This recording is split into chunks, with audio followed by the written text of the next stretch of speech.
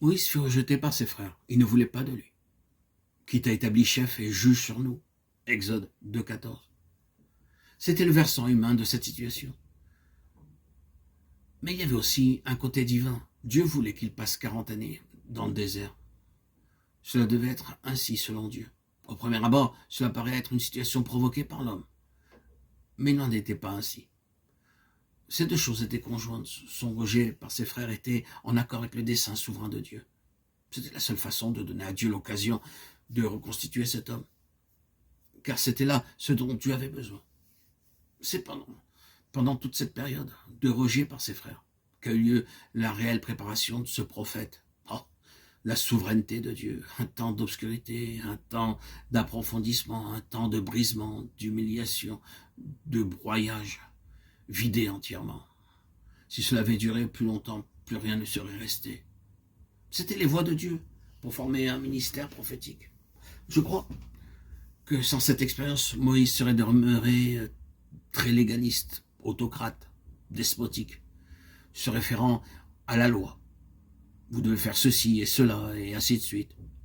Mais après ces années, en le voyant sortir du tour de la main du divin potier, il est dit qu'il était fort, doux, patient, humble, plus qu'aucun homme sur la face de la terre.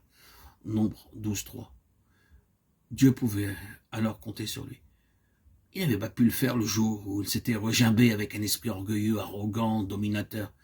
Dieu avait alors dû laisser faire avec des conséquences malheureuses. Mais ensuite, Moïse, le plus doux des hommes, brisé, humble, désintéressé, contesté par les autres sans s'accrocher à sa position, à ses prérogatives, a seulement remis cette affaire devant le Seigneur. Son attitude a été la suivante. Laissons le Seigneur décider. Je n'ai aucune position personnelle à préserver.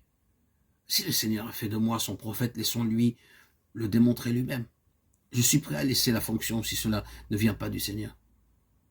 Quel changement spirituel! Le Seigneur a pu compter sur lui de façon merveilleuse et puissante en ces occasions, mais aussi de manière redoutable à l'égard de ceux qui s'opposaient à lui. Nombre 12,2 et 16,3. Le ministère prophétique est une vie entière, non pas une doctrine. Si nous pourrions définir le prophète, qu'est-ce donc cette fonction prophétique? Voyons, Dieu s'est saisi d'un vase. Il peut être individuel ou collectif.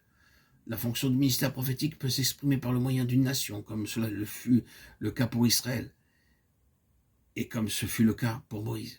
Il fait passer ce vase par une profonde expérience, brisant et détruisant, désillusionnant, révolutionnant entièrement les concepts.